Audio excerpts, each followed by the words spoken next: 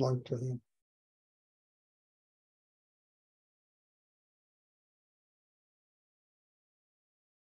I just have one announcement. Next Monday, I'm not going to be able to hold class. I have to go get one of those bi-monthly eye treatments.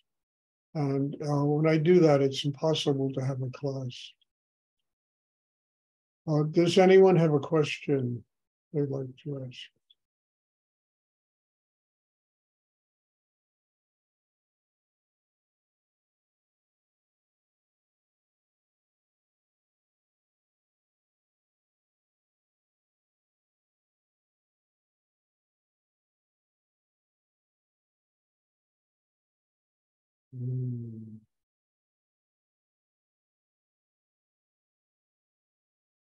Does anyone have a question?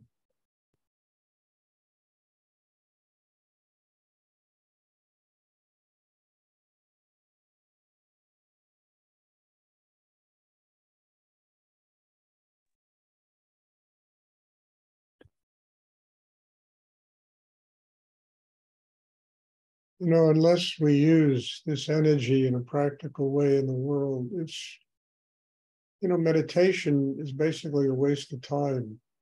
If we do it just to kind of relax ourselves and get a little quieter, and, 20 minutes after the class, we go back to the same tension again.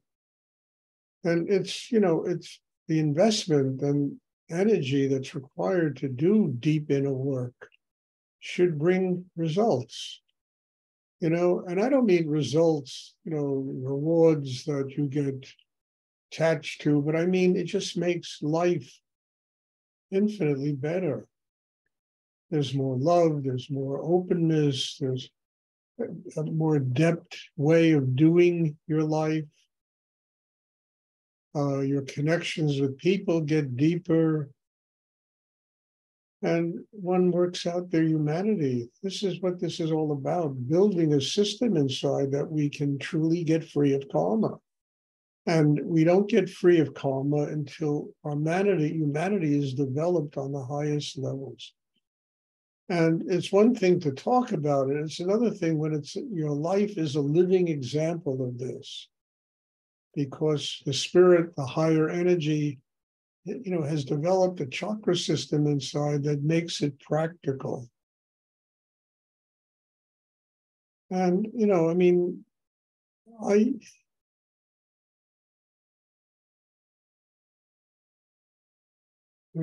been writing this book, God bless. And one of the lines of the book is that it's taken me many, many, many, many, many years, was a paraphrase, to discover that I know nothing about life.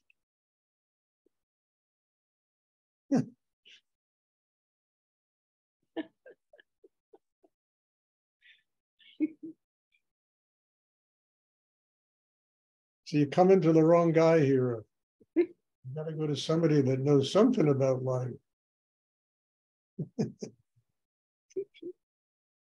And I think that's a state of grace, frankly, knowing nothing about life, because then you're open to learn whatever God wants to teach you so you can be finished with this education, this earth education. Does anyone have a question I would like to ask? Stuart, I have a question. Bob Sink.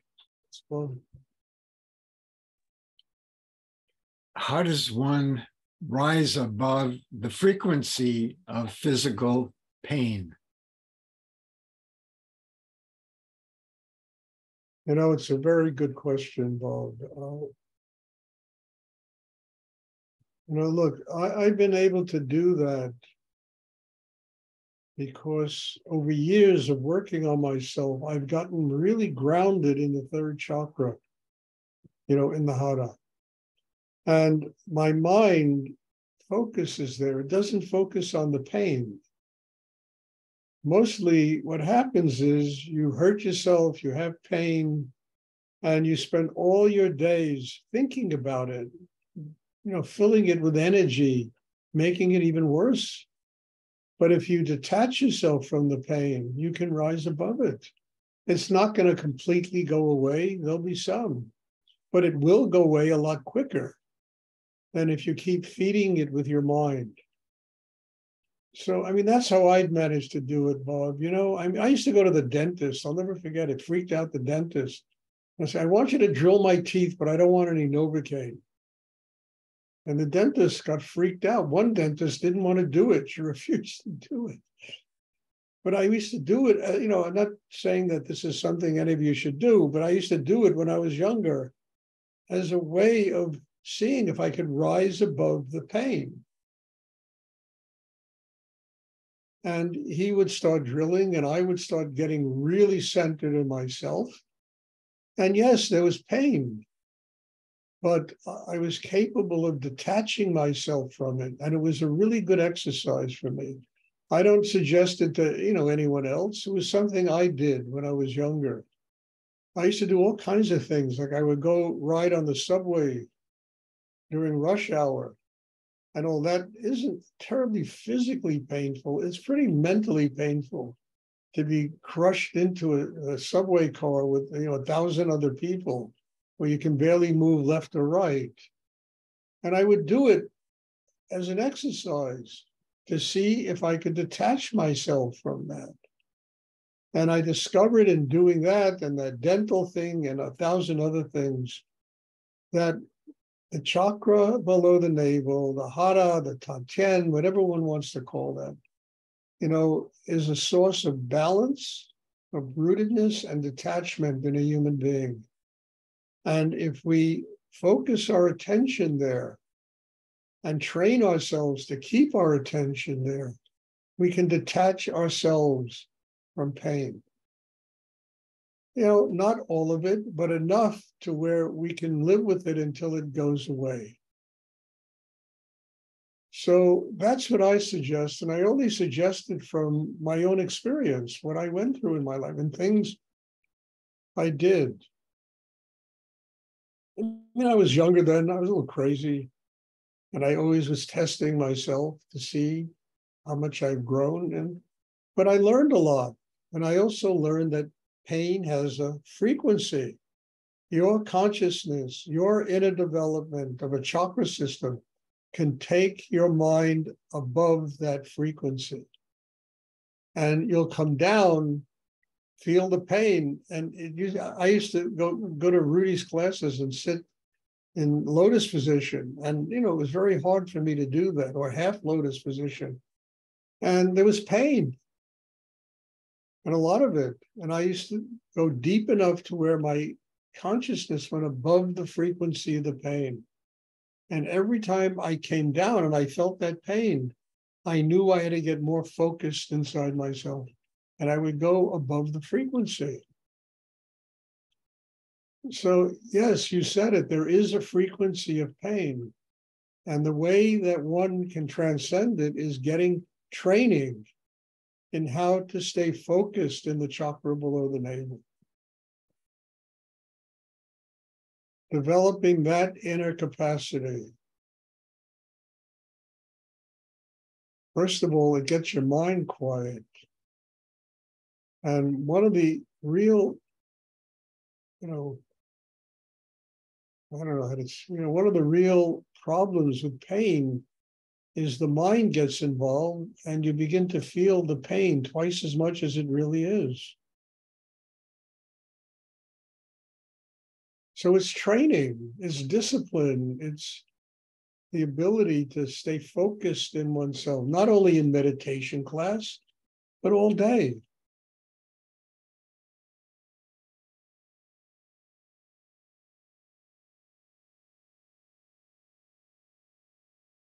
So that this is just, you know, this is Fort Dix here. You come for basic training, and then you build a bridge between this class and the rest of your life so that you can cross the bridge and bring everything you learn here with you. You don't leave this class, oh my God, now I got to this and that and the other, and you know, miserable life. You go and you're centered and you deal with all the things you have to deal with in your life, including pain. And nobody's going to get through a lifetime without pain. You know, it's probably the common denominator for all of humanity, that everybody on this planet experiences pain in one way or another. But here's a way of not, getting free of pain, but learning how to deal with it so that you don't feed it. And you can build a strong inner life, even because of the pain. It can get you stronger inside yourself.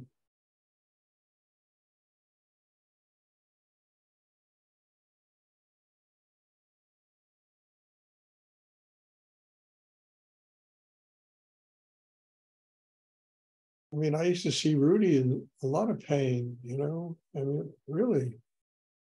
He had, physical problems and things he had to deal with. He stayed above it by having built that kind of system in himself that enabled him. That's where I learned that. I never thought this was possible. Then I see Rudy do it, and I say, holy shit, this is something amazing.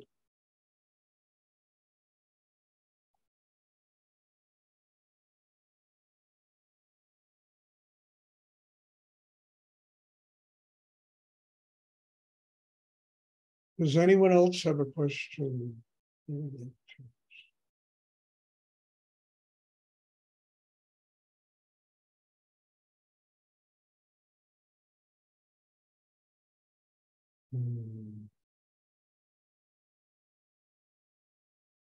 Now, can you just do this overnight? No.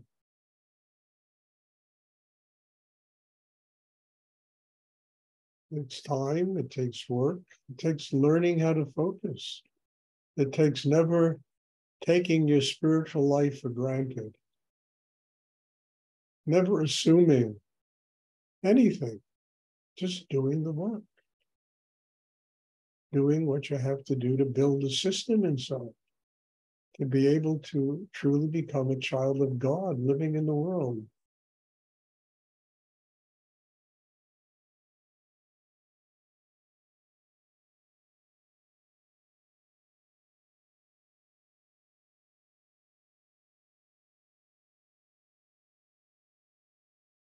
Does anyone else have a question they would like to ask?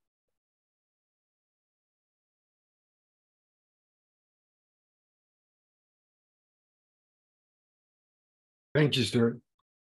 You're welcome, Bob. Very good question. And I think it's something not only for you to work on, but everybody here needs to work on this type of thing. Because I don't think anybody here goes through a day without feeling some kind of pain. It's just not possible. I know I do, and the only thing that gets me through the day is what I just talked about.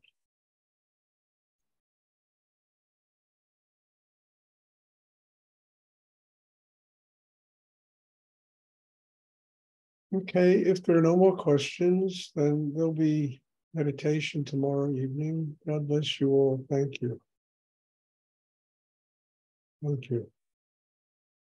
Thank you, Stuart. You're very precious in my life, every single one of you. So bless you. And I have a lot of gratitude for these classes and everybody being here and people working on themselves and the support that people give me to make it possible for me to do this. So God bless you all. There'll be class tomorrow evening, and I'm looking forward to it. Thank you. Thank you, Stuart. Good night. Good night. Right.